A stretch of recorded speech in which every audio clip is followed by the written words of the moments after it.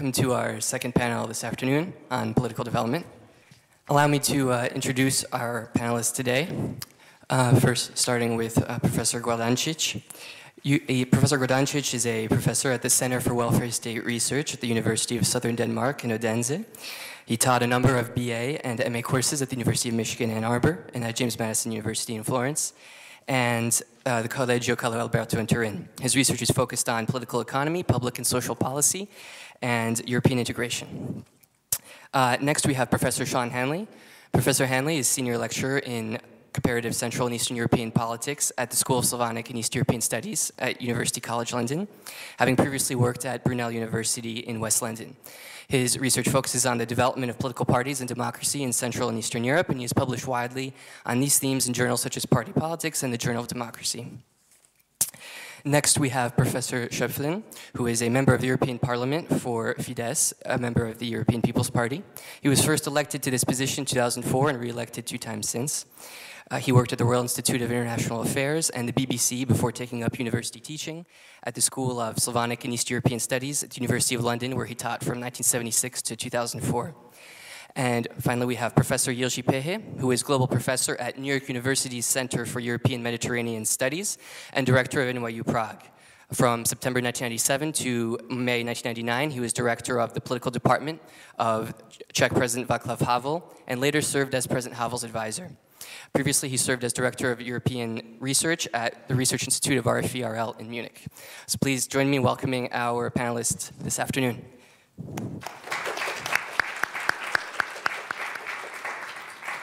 The way this panel will be structured is Professor Pehe will give a keynote address for 15 minutes, followed by which I will invite each panelist to give a brief response to his speech, and then we'll move into a moderated discussion, ending with about 10 minutes of questions. So without further ado, Professor Pehe.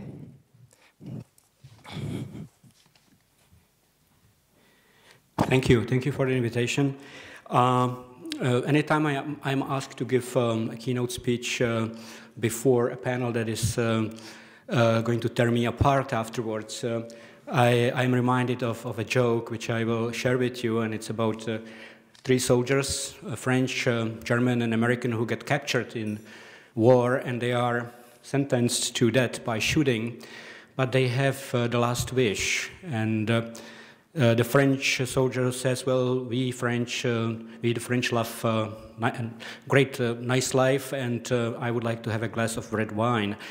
The German says, "Well, we are a cultured nation, and I have studied Heidegger my whole life, and I would like to give an hour-long lecture on Heidegger." And the court thinks, "Well, this is a strange wish," but then they ask the American. And the American says, "I have really only one wish. Please shoot me before the German speaks." So I think that I am in the same position here, or I hope I will not be. But I am supposed to speak about the state of affairs in Central Europe. And today we often hear that liberal democracy is not doing well in Central Europe, especially in the Visegrad grouping, 26 years after the fall of communism. And that is true. As a counter-argument, we hear that liberal democracy is not doing well anywhere in the West, and that is also true. However, we can argue that while some of the reasons for this state of liberal democracy are the same everywhere, there are some specific reasons tied to the Visegrad countries. So if I briefly mention the general reasons, I think that there are many of them, but one of them, the key of them, seems to me the effects of globalization on the ability of nation states to handle global challenges using local political means. What I mean by that is that we are now living in the world with a globalized economy, technologies, and so on, but we are still working with locally based politics, which cannot really react to these global challenges with appropriate means, and efforts to create or move politics on a higher level are cumbersome. We see it in the case of the European Union, so any challenges such as migration, pressure of financial markets, global warming, and so on, we could name many of them when they are local political elites, national political elites are trying to solve them with local means, they are not very successful. They look less and less able to do so. Actually, they look powerless. And we see, as a result, we see the rise of political leaders who promise to solve this by using strong-hand rule, closing borders, isolating their nations within the boundaries of their state. And while many of us suspect that this will not be the right solution, unfortunately, many people believe it right now. So I see these general problems. But with regard to the state of liberal democracy in Central Europe, why we have problems, I think that first, of course, we have to start with the fact that there are no real traditions, with the exception of Czechoslovakia before World War II, and that is up for discussion. And also that liberal democracy has several dimensions which are not easy to implement or to master. The institutional part of liberal democracy, procedural part, has been the easiest to institute. Regular elections, checks and balances, and so on.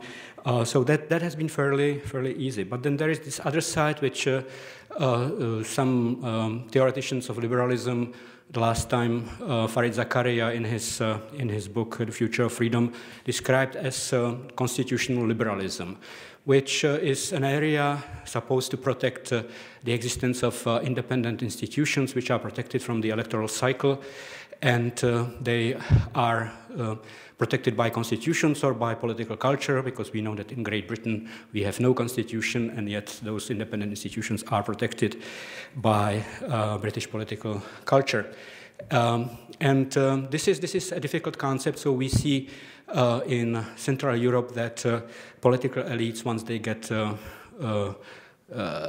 absolute power, especially in those countries where one party was able to gain absolute majority, where we have one-party rule, they go after this area, trying to change the parameters of the system, sort of adjust those independent institutions to their needs. So we have seen attempts to change the electoral law, get the media under the government control, attacks on constitutional court, and so on. And third dimension of democracy is sort of cultural. It means that people have to internalize certain values, which is a generational project. It's not as quick as those institutional changes, and so we see in Central Europe this widening gap between the institutional progress on the one hand and not really a fully developed democratic culture on the other. And that is something that will probably take some time.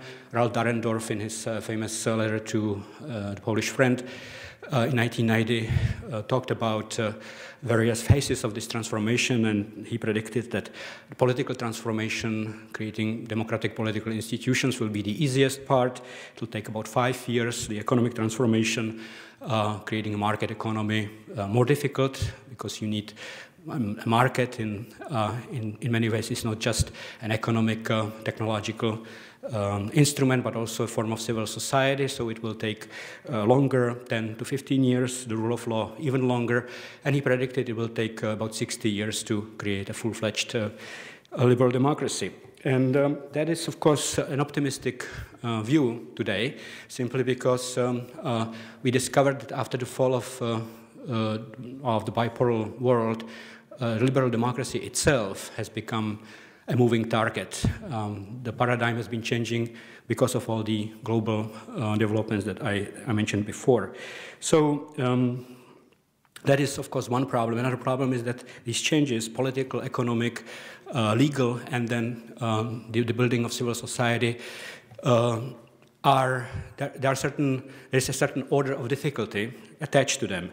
As I said, it was fairly easy to introduce the basic political changes because there were recipes and traditions. and that was done quite quickly. Economic changes were more difficult because in some countries it was necessary to privatize entire economies and change basically everything. So it took longer and was more difficult. Also because, as I mentioned, a market is not just an instrument, a technological instrument, but also a form of civil society. And the rule of law also depends quite a lot on the development of civil society, because you can adopt a number of great laws or write a new constitution, but if you don't have people who abide by those laws, who do not respect the laws after 40 years of communism, when they were thought to beat the system, so to speak, it's difficult. And civil society, of course, is the most difficult proposition, simply because it's not something that you can decree. It cannot be created from above. It's an organism that has to grow from below, and that's why it takes a long time. So there's this order of difficulty, but at the same time, as some theoreticians pointed out, all of that had to be done at the same time, to some extent, because some of these changes would not fully work without, for example, also building successful or vibrant civil society at the same time. And we have not managed to do so in Central Europe, in my opinion, yet. Civil societies are weak, and that's why we have some of the problems we have. Another problem, of course, is weak political parties. In all of those countries, political parties were created quickly, but not as sort of mass political parties. They didn't rise from civil society, but they were, in some cases, created from above by small groups of elites. And they had very small and still have very small memberships. And of course, in some countries, they were responsible at the same time for the unprecedented volume of privatization. So they presided over an unprecedented process of privatization, creating new economic actors, powerful economic actors, and in the process they were themselves privatized into the hands of those economic actors. So we now have in most Central European nations, certainly in the Czech Republic, Slovakia, Poland, we have a situation in which political parties to some extent serve as agencies for powerful economic interests behind the scenes, actors whom they themselves created in the process of privatization. Also, of course, part of this was problems with building public space. Public space, of course, is essential for the functioning of democracy, and we know from Habermas or Canadian philosopher Charles Taylor that the public as a form of civil society cannot really work if you don't have a developed public space. And unfortunately, public space in these new democracies was very quickly colonized by private interests, and it has not developed fully. And it is very difficult, as a result, to have sort of rational public discourse on many issues. And that has to do with the way in which the economy was privatized or market was created. Again, the market economy was not created predominantly from below by small businessmen, small businesses and sort of middle-level businesses, but mainly by privatizing into the hands of large international corporations.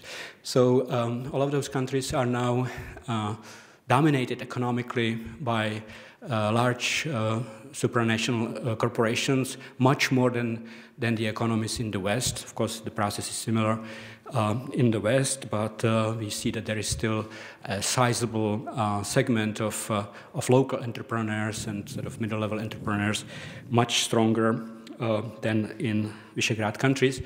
And that, of course, is a cushion for civil society, because traditionally small and middle-level business, mid-sized business, was the pillar of civil society. So that is another deficiency that we still face in Central Europe. Plus, of course, other problems such as the distrust of the state inherited from the former regime, when the state was omnipotent. So any attempts to modernize the state, make it more efficient, usually runs into discussions about trying to return things back to communism, and that is, of course, an obstacle to modernizing those societies. The undigested past, another big problem. None of the East Central European countries, none of the former communist countries really has dealt with the communist past openly, and that is again creating all kinds of problems. In my opinion, we have remained in the period that some theoreticians call post-communism much longer than necessary because of this lack of discussion, the kind of discussion that took place in Germany in the 60s in reaction to World War II, and so we have a lot of nostalgia for the former regime in all kinds of forms, from cultural products to temptation of reintroducing sort of strong arm rule. I have only 15 minutes, so I'll just conclude by saying that despite great achievements and really, in some ways, unprecedented changes for the better, we still face a lot of problems in Central Europe, in particular. Boris Buden, the Croatian philosopher, talks about the utopia of the past. He says that one of the problems of the countries that are called in the West post-communist sometimes is that we are supposed to strive for the utopia that already took place in the past in the West, that is liberal democracy, but liberal democracy is changing. And at the same time, there is a jury, and those jury are Western countries who are supposed to decide whether we have passed the test. That creates a lot of frustration because it seems that we are in Central Europe not able to pass the test ever. There is always something that doesn't make us fully mature, and that, of course, creates a lot of frustration and sometimes resentments against the European project. I could talk about ethnic nationalism that has been revived in Central Europe and sort of clashes with this new global world and so on, but I will not go into that. I will return to what I mentioned before, and that is the cultural dimension of democracy. I think that is essential, but at the same time, of course, it's become, as I mentioned before, a moving target, because the liberal democracies in the West are also under a lot of pressure, and the very paradigm of liberal democracy is changing, it seems, under pressure from global markets and so on. We can see that some countries today can be basically made into protectorates, such as Greece, and that is of course something that is also complicating things in the countries that are engaged in democracy building. The Czechoslovak president, first Czechoslovak president, Tomáš Garrigue Masaryk, was asked in 1918, after Czechoslovakia was created, about the state of affairs in Czechoslovakia, and he said something very similar to what Dahrendorf said later. He said, yes, we have democracy now, but we still need some Democrats.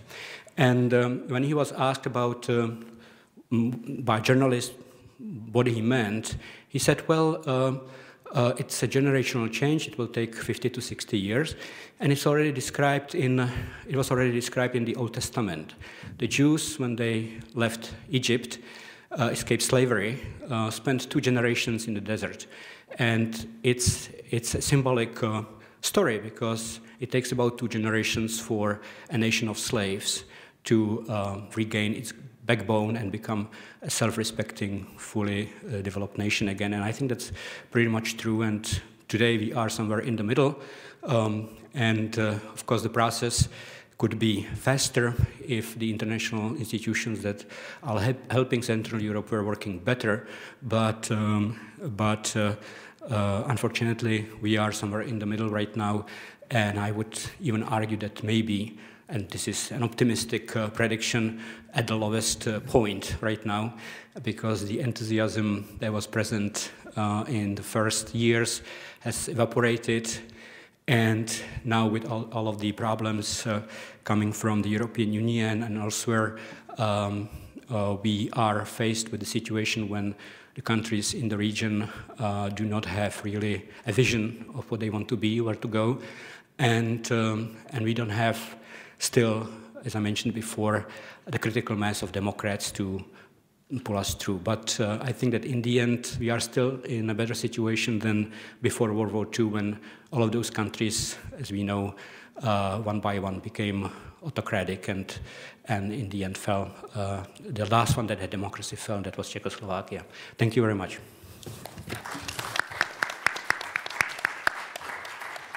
Thank you, Professor Pehe, for that great overview. There's a lot of important factors that you covered. Particularly the ones that stood out are the gap between democratic culture and institutions in the region, and this idea of a moving target of a liberal democracy and what that means, and when we won't be in the middle anymore, when we'll be at the end. As well, the other factors, the weak political parties, the public space being colonized by the private. There's a lot we can discuss here. So I'd like to invite you first, perhaps, Professor Schöpflin, to respond to the speech in however you want, maybe perhaps also commenting on the creation of political parties, but how you see fit. I'll go up there to the podium. Sure.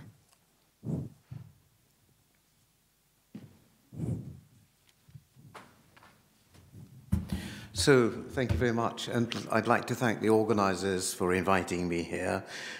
Yes, I am a member of the European Parliament, which means I'm a practicing politician, but you know, I used to be a political theorist, and once a political theorist, you never stop being a political theorist. So I'd like to say a few things which are, in a way, no, they're very deeply political theory, questions or propositions to the paper that JIRI Pehe wrote primarily, and you didn't quite say the same thing, of course, academics never do, but you don't, I mean, this is much the same. Now, I have a number of methodological disagreements with you.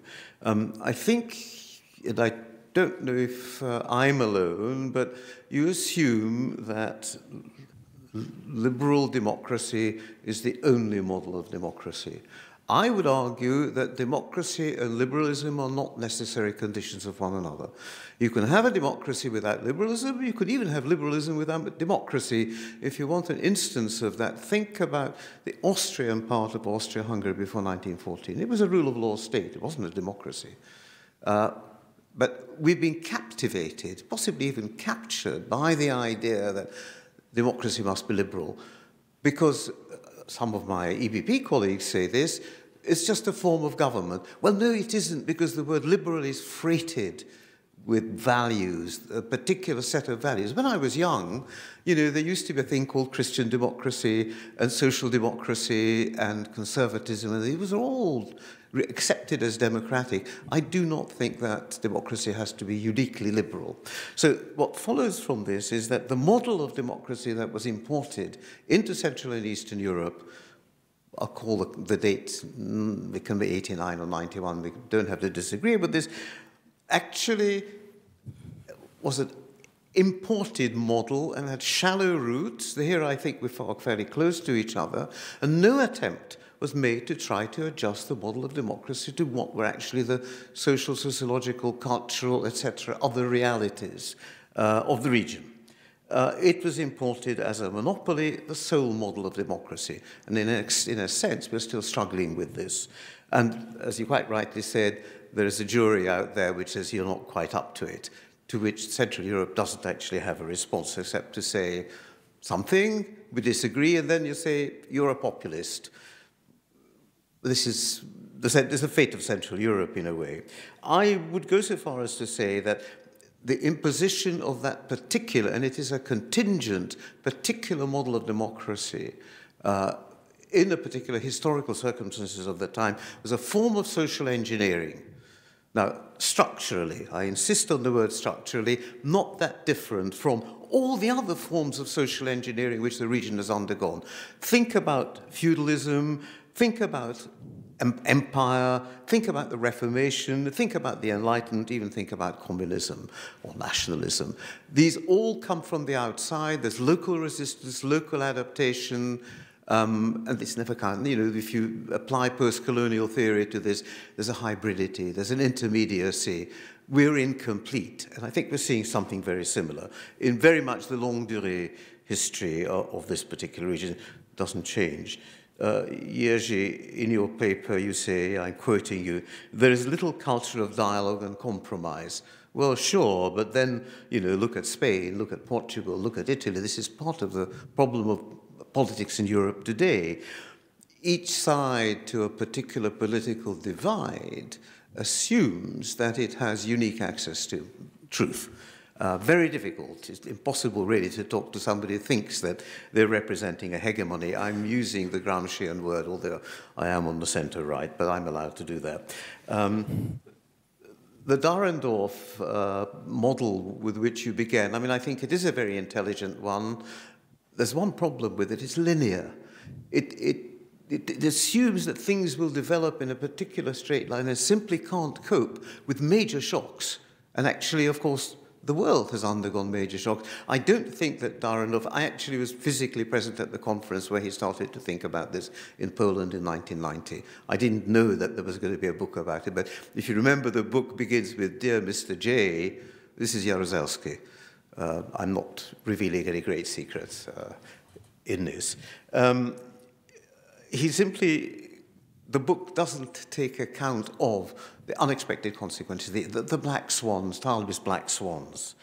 On civil society, it's difficult to see a theory of civil society because the variant of civil society that we have had to accept in Central Europe is heavily sacralized. Civil society is inherently good, with a capital G, morally good.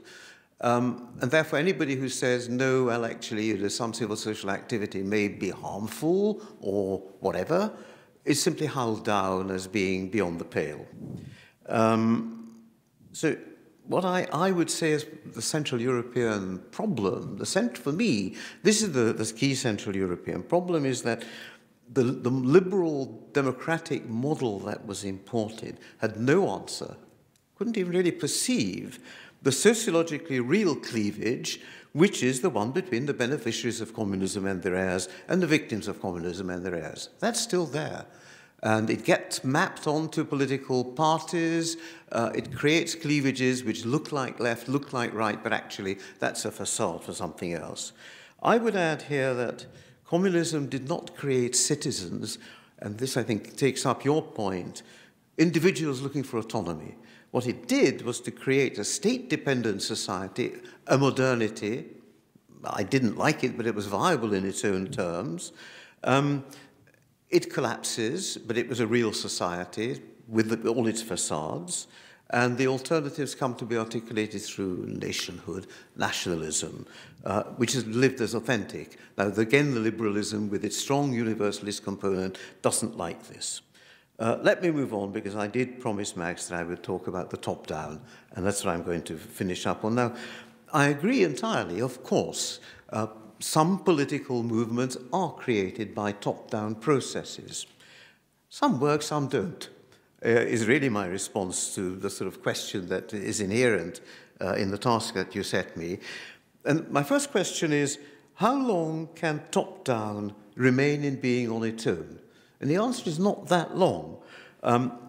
Depends what comes with it, a party organization, an ideology, a program, recruitment, renewal, money. Above all, does it have access to money? If it doesn't start to look very long. And it seems to me, if you're looking at top-down parties, it's a research agenda for somebody, look at all the political parties that have disappeared. They were top-down. You have a charismatic leader, if you like, and it just smoke in summer. I've got several here, but do any of you still remember Ljubljana, the Workers' Party in Slovakia? Where is he now? Disappeared. My old friends in the Hungarian opposition, the Free Democrats, disappeared. Are they going to return? No. And so on and so forth. I have one other question for you. Do any of you study Estonia? You should study Estonia. It's actually one of the most interesting of all the former communist states. Well, there's a party called the Centre Party, Keskerakond. I know a little bit of Estonian. Its leader is Edgar Savisaar. He is now very ill. And there's a real question, what happens to this party when Savisaar goes? It gets sort of 20-25% of the vote. It's an important party in the Estonian context. Does it exist as a political party beyond Savisaar? And the answer is nobody knows. So watch that space, because I think there'll be an interesting test to this top-down question. But then also look at the ones that work. Look at Podemos. Look at Iglesias. He sits on the other side of the semicircle in the European Parliament, very active. How he will do in the upcoming elections in Spain, I don't know. And if you want a really good example of a party that was, in a way, recreated top-down, that's Marine Le Pen and the Front National. So top-down can work, but not on its own. At the end of the day, it's not the top-down that troubles me, it's all the other things. And thank you for your attention. Oh, and one last thing. I'm reading this off the computer because for mysterious reasons my printer got very obstinate this morning and they refused to work. Thank you, Professor Schöpflin. Professor Hanley, we could do this a couple ways. You could respond to Professor Schöpflin and Professor Pehe's comments, or you could talk about the development of political parties, however you like. I will. Is the mic on? Is the button there at the top? Yeah. Okay, I'll do a bit of both. I think we're going to have a conversation, if we have time, about liberal democracy, because much turns on quite what liberal means. Does it mean that you're in favour of gay marriage and permissive drug laws, religion in schools, kind of social issues that often divide many societies, including Central European societies, or are we talking about the rule of law, independent institutions, constitutional courts not being muzzled and emasculated, the judiciary being independent, regulatory institutions being impartial? So there's a conversation to be had about what liberal means. I'm also not sure I entirely agree that democracy was, quote unquote, imported into Central Europe. I think the democracies that have emerged have partly emerged from historical references, from ideas, movements which were developing before the fall of communism. And in terms of models of democracy, it's very hard to generalize about the region. When political scientists usually talk about models of democracy, they're not talking about liberal versus other models of democracy. And we have to bear in mind that some people who talk about democracy, communists talked about people's democracy, it was a democracy for them, maybe not a democracy for many other people. But when political scientists talk about models of democracy, they often mean the extent to which power is centralized or not, the extent to which power is dispersed. And Central and East European democracies vary a great deal. Slovenia has some very distinct democratic institutions. The representation of interest groups in the upper house is something which you absolutely won't find anywhere else in the world, except possibly Malta, to some extent Ireland. So the democracies of Central and Eastern Europe vary, and models of democracy can also be spoken of in other ways. Just to pick up some of the points made by Professor Pehe, I think he's absolutely right, and George makes the same point as well, that there's a mismatch between formal democratic institutions and informal practices, social realities, and political culture in Central Europe, and also to some extent in other European democracies. Institutions are meant to be sticky, they're not meant to change rapidly, and inevitably social change, technological change can outstrip and overtake them. In terms of the problem of culture, if we agree that the problem of culture, political culture, is very important, very central in this region, we could perhaps think about whether we are talking about the culture of elites or the culture of ordinary citizens, or a mixture of both. There's a kind of debate in political science about who are the bad guys. Is it the elites betraying the population, or is it the population which is just not quite as enlightened and civic as politicians would like them to be? But in terms of culture, if we pinpoint the problem as one of culture, then we're potentially taking a rather fatalistic view. At the very kind of best, the very best scenario, we have to wait, it's a generational project, we have to wait 50, 60 years, and then maybe things will be okay. So what do we do? Do we just wait? What do we do in the meantime if we are supporting this project? Because we can change institutions, we can formulate better policies or different laws, but how do we engineer or accelerate cultural change? Political projects which have assumed that through time, the inevitable effects of social change or generational change would play through and remake the values and thinkings of ordinary people, have sometimes come a cropper. This was an element, I think George alludes to it, also of the communist project, which had the idea of creating a new socialist man and woman. Of course, it didn't happen. And there's a risk that if we have a standard of creating a kind of democracy from the pages of the essays of Václav Havel, this is deeply inspiring, but the country Havel writes of his vision for Czechoslovakia is very much a country of the imagination rather than anything that has ever emerged really. The kind of final point I'd really like to make in response to Jiří's paper and his keynote address is to think about the place of Central Europe in the kind of wider world of Western democracies.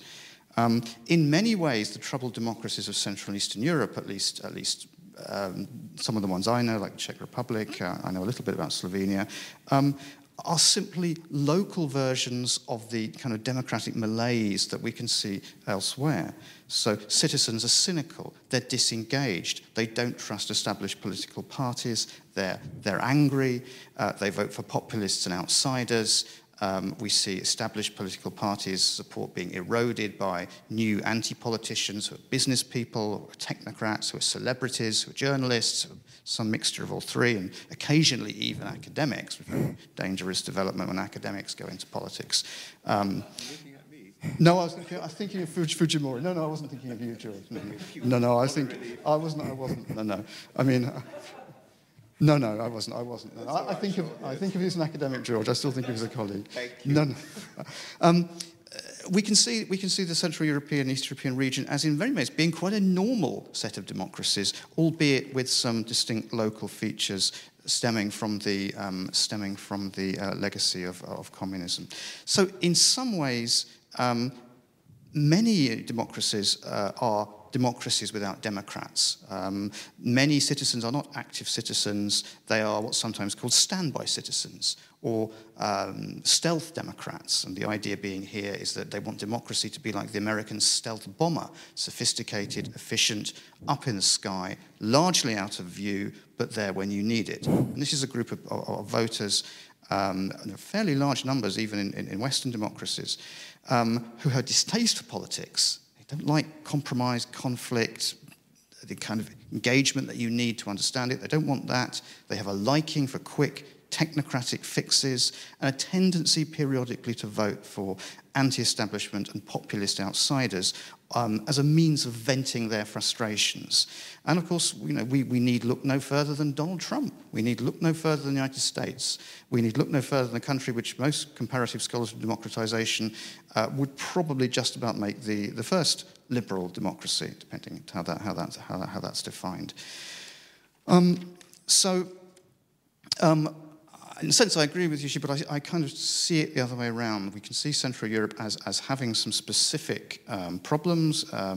We can look at countries like Poland, we can look at countries like Hungary, and we can think we're being offered this different model of democracy. Is this democracy?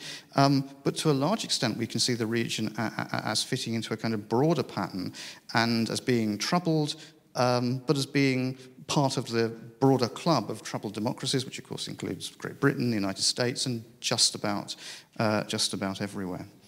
Okay. Thank you, Professor Hanley. The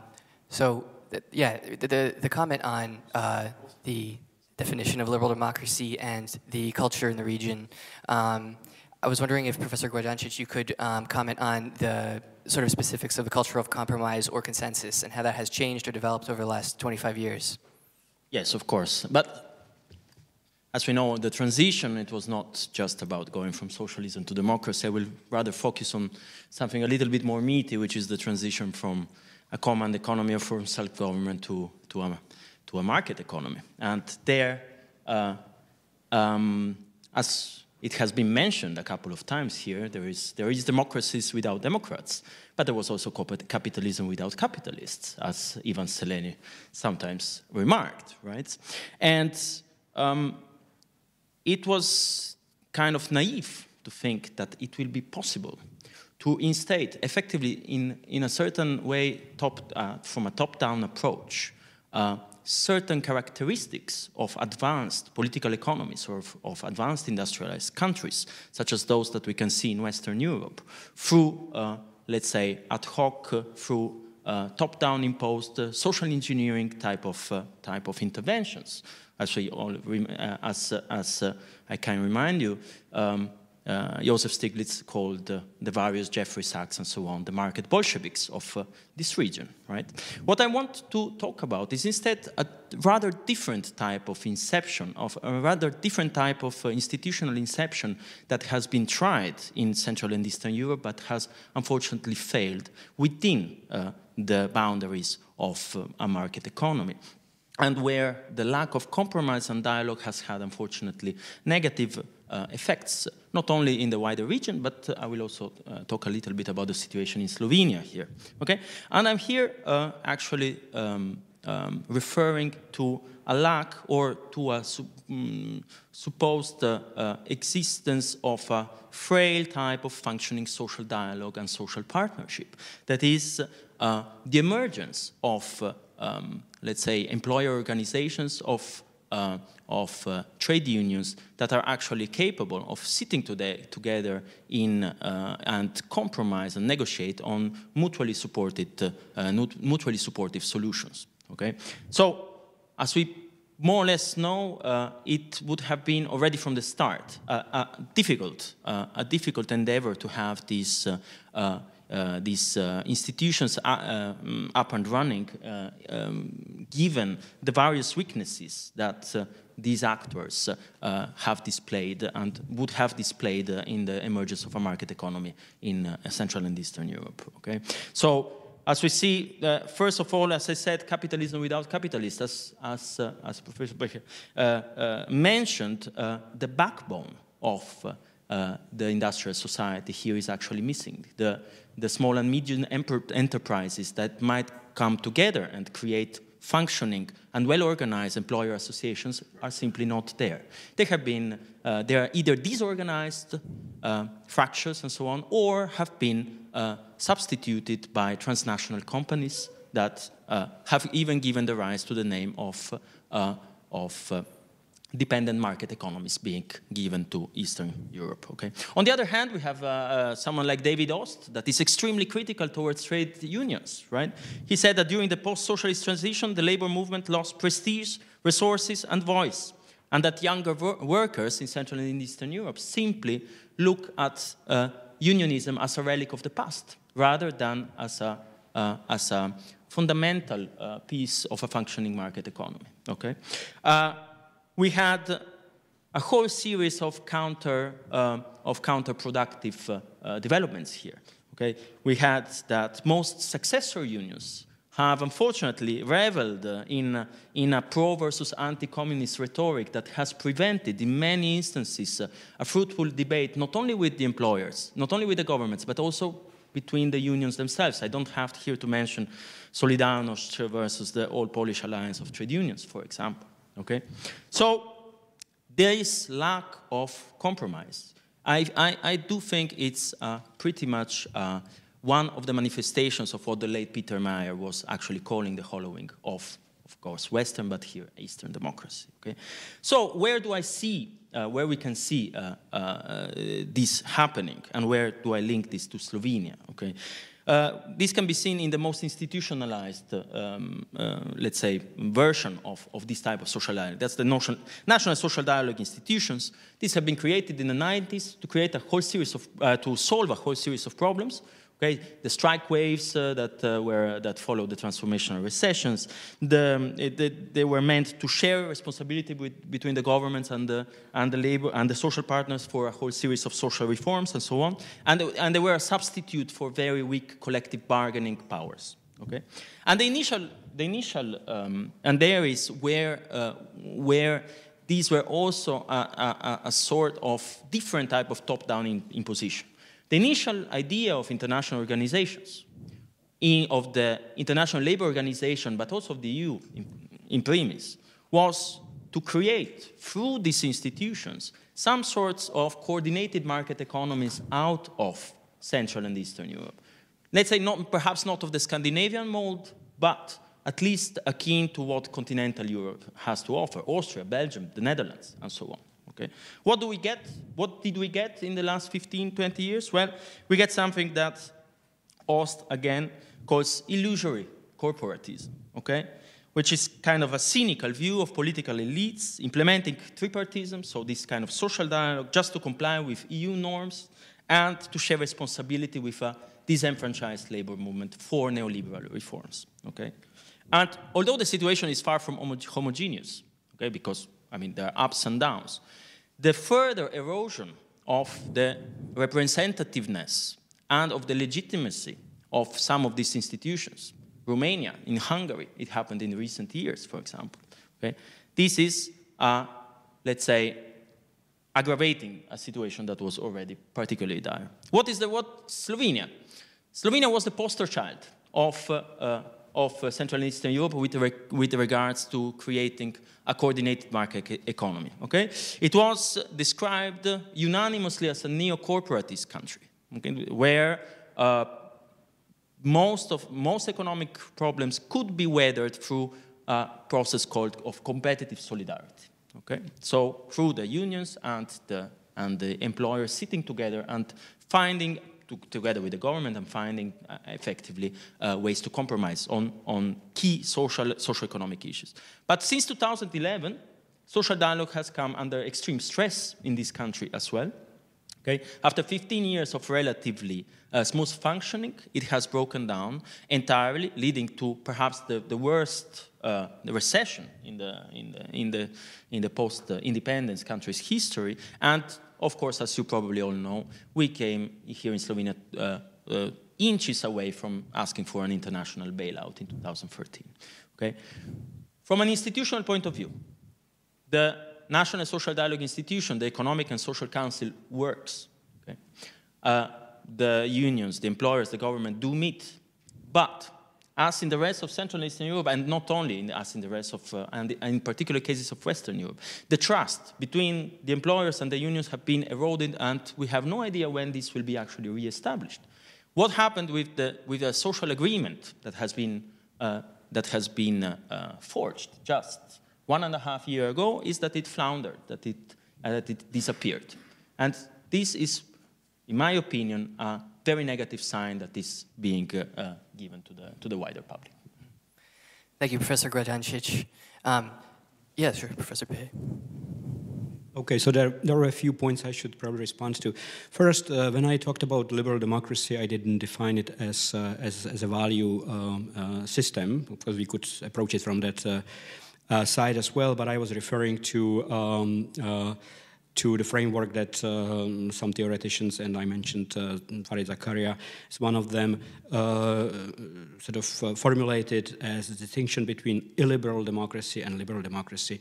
And by liberal democracy, they didn't mean values such as tolerance for certain rights and so on, but they meant the existence of this independent space, or space protected by liberal constitutionalism. We could simply say constitutionalism that guarantees the independence of some institutions which are protected from the electoral cycle, and so. This is how I define liberal democracy, as a democracy with the existence of this space for institutions that are protected either by constitutions or by political culture, like in Great Britain. And I also mentioned that, of course, Central Europe has a certain problem with this, because there is a tendency, especially when one party takes over as a majority ruler, to change to attack this space and change it.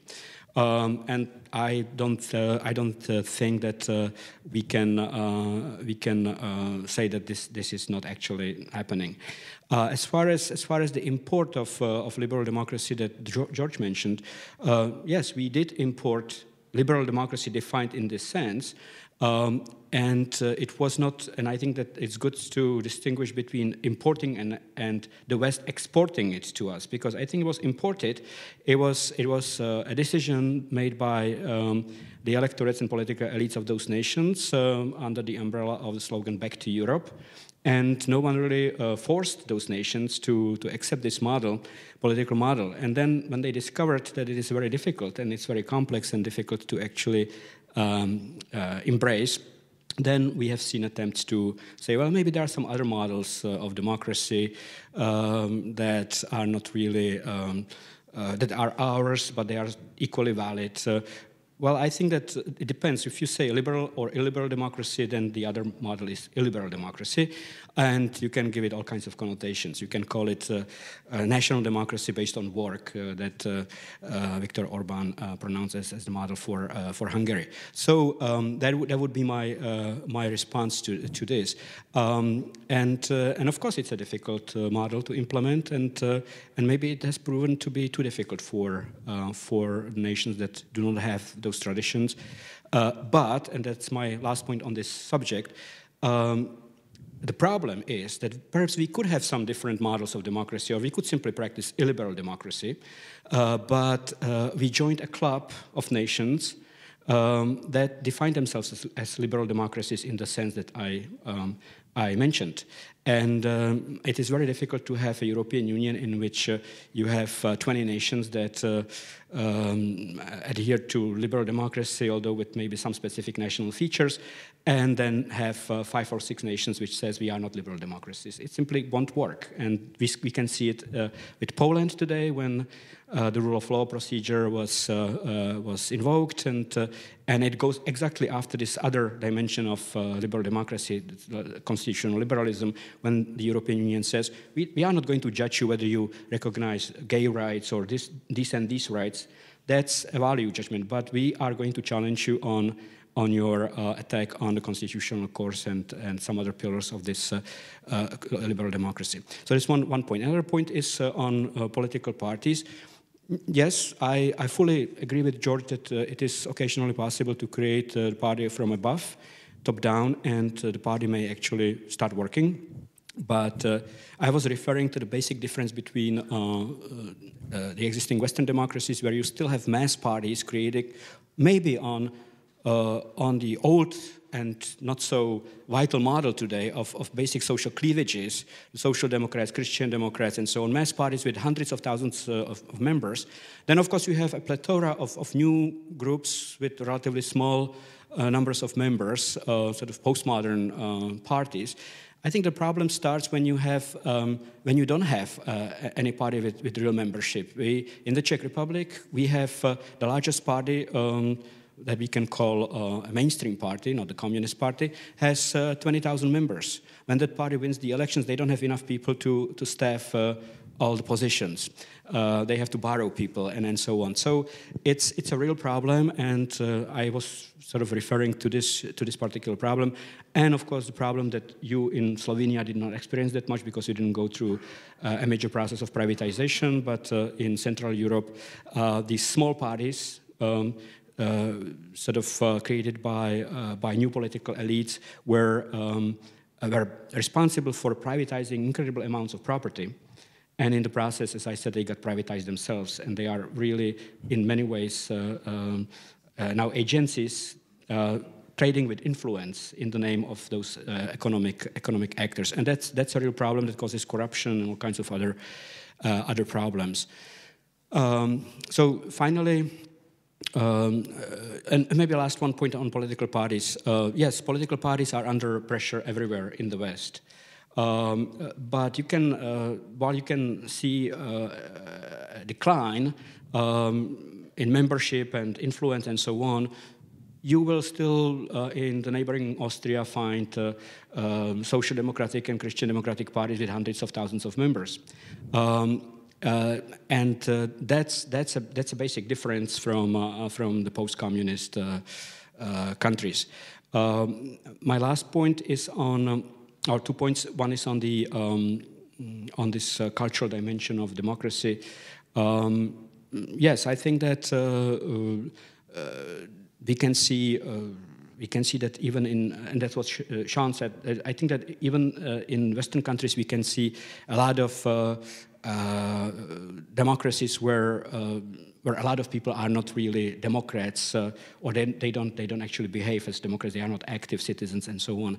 But I was talking about the critical mass. I think that that's what we are in the elites, in the media, in the more educated parts of society. Whether we have people who actually understand the democratic process, democratic values, and so on. And my whole point was that in Central Europe, we have not maybe reached that critical mass yet, because we have a whole generation, 1 or 2 generations of people who spend their whole lives under communism, and whether we like it or not, they are deeply influenced by the rituals, vocabulary, mental stereotypes of that regime. And anytime there is someone who promises a strong arm rule, these people have a tendency to say, oh, that may be a solution, much more than in the West. And then finally, your point on the market economy, I agree completely with what you said, capitalism without capitalists. What I was referring to when I was talking about the way that the market economy was created in the process of privatization in Central Europe is that, yes, we created a market economy in a very different way than Western countries where it had a chance to develop gradually over generations. So most of the economies in these countries were created, market economies were created from above by privatizing them into the hands of international corporations. And the Czech Republic is doing economically very well right now, but just imagine that the largest company in the country owned by Volkswagen, Škoda, would leave and go to Ukraine or China. 20% of the economy is gone. And we don't have that cushion of small entrepreneurs and so on, who, by the way, also, as I mentioned in my speech, are in each country a backbone of civil society. So it's, there's quite a few problems which are region-specific. And of course, there are also problems which we share with the West. But in my opinion, responses to those problems will be different because we are still quite different. That was my whole point. If I may, 3 very brief points. On democracy, we can argue endlessly about liberalism and otherwise, but it seems to me that democracy has to have 2 elements. One is consent, the consent to be ruled, consent to be governed, and the other is by what values. Now, the independent space, and this is my second point, is very nice, but who is going to fill it after communism? I mean, this is one of the problems in Hungary, about which I haven't spoken, is that many of the judges were actually inherited from the previous system, and they, of course, were not value-free. Nobody's value-free. Each and every human being is a bundle of values. So they were regularly bringing in judgments which the government, depending on which government was in power, was objecting to. Then there was this attempt by the Fidesz government to bring in early retirement for judges who actually were not very democratic because their entire training had been under communism, and the commission intervened. So how can you sustain this independent space when the people supposed to be sustaining it are actually not themselves independent? What do you do in a situation of this kind? That's your, can you do democracy without Democrats? I wanted to make one other point. You mentioned the framework, the rule of law framework, which was activated at the beginning of the year by Timmermans. Now, this is home territory for me. In the European Parliament, I'm a member of the Constitution Committee. And this is a remarkable story. This framework was introduced by the Commission on the 11th of March 2014, immediately before the European parliamentary elections. The European Parliament has never debated it. The Constitutional Committee has never debated it. to some extent at my behest, we've invited Vice President Timmermans. He's coming, I think, on Thursday afternoon. You can watch it all on web stream.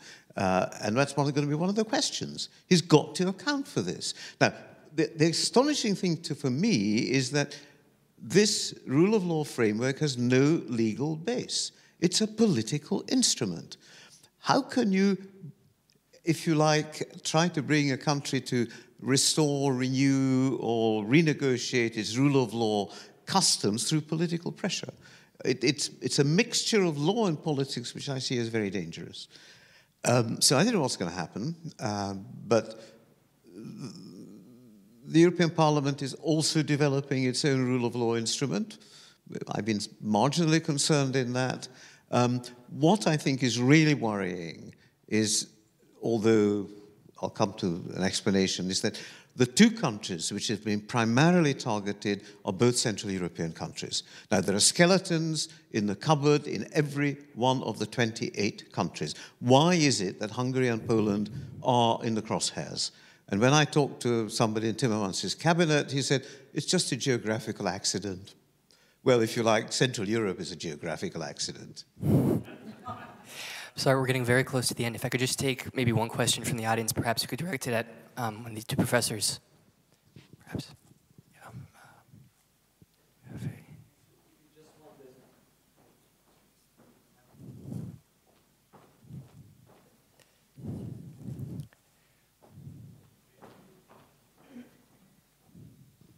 Thank you very much for these excellent talks. My name is Matej Albel. I'm a social professor of European law at the Graduate School of Government and European Studies here in Slovenia.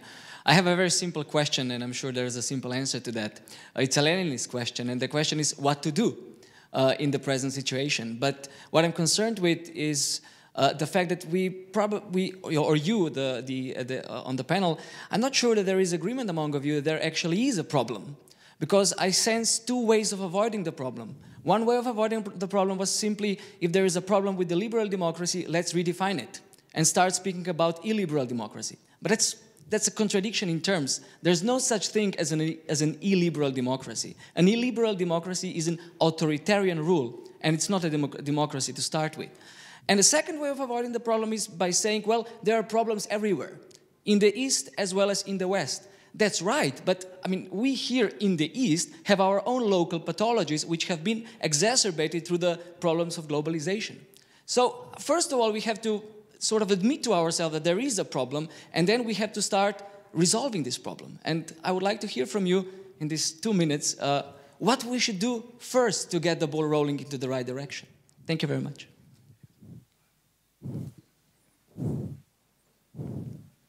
Okay. Yeah, I almost quoted Lenin in my talk, but I thought what is to be done, because it's a key question, but somehow I didn't quite feel able to bring in Vladimir Ilyich.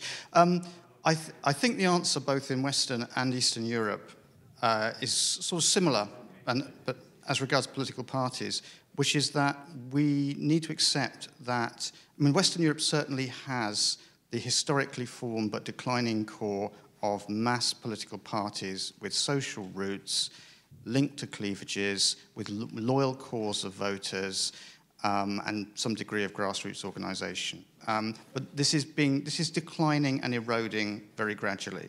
I'm sure some political parties have membership booms, like say Scottish Nationalists and so on, but the secular tendency is for them to become smaller, more detached from society, and for the number of kind of traditional loyal voters to disappear, and for voters to become political consumers.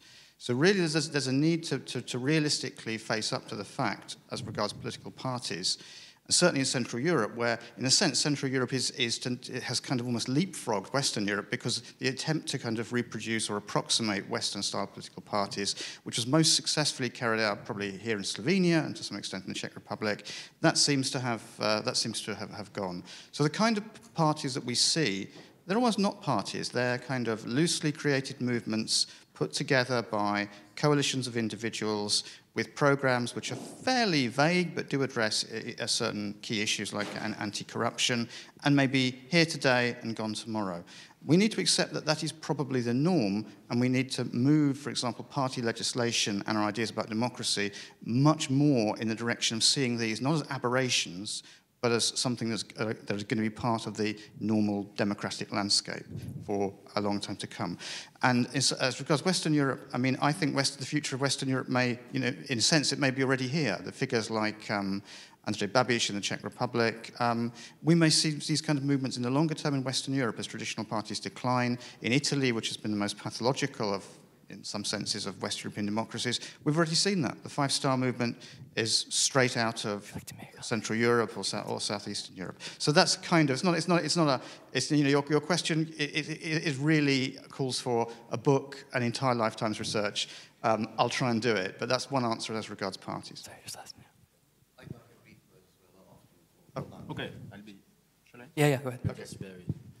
Very briefly, not about parties, but about the labor movement. What does the labor movement have to do? So there's not many alternatives. One is fragmentation. Do we really want to have complete decentralization, for example, of industrial relations and so on? I don't think that either the labor movement or the actually employee organizations would like to have that, okay? And especially not individual workers on the one hand. On the other hand, what does it have to do? Well, it should go to its core mission. It has wandered away from that path in the past 20 years. Of course, this is something that is common with Western Europe. It should shore up its own core competencies, wage bargaining, you know, dispute mechanisms, and this kind of stuff. And I'm sure that this would be conducive to a better recasting of social dialogue and social partnership in the future. Okay. Thank you very much. The что делать question, which is possibly the Chernyshevsky question as well. But that's not the one I really want to tackle, because the answer is something which is happening is that there is certainly rule by consent. There is sufficient pluralism, it seems to me, to safeguard what I'm broadly going to call democracy. But what I really want to talk about is the word illiberalism. I know this is the Orban speech. Now, I don't know how many of you have read it, and how many have read it carefully. How many have actually interrogated the text? Because I think it's worth doing. It is available in English. You don't have to learn Hungarian for this purpose. What he actually says, it's all on my computer, but I'm not going to dig it out, is that what he first of all says, liberalism is not a necessary condition for economic success. And then he cites Singapore and China and that time Russia. I don't think he'd say Russia now. And he says, in Hungary, liberalism has been a failure. He's still referring to the economy, and he's referring to the 2000 to 2010 period. And then he says, what we're building here is a non-liberal, if you like, an illiberal system, of course safeguarding all the traditional freedoms and so on and so forth. So it's not in the political realm. It's only in the economic realm. He's talking about etatism. If you want me to characterize my prime minister, he's a Gaullist.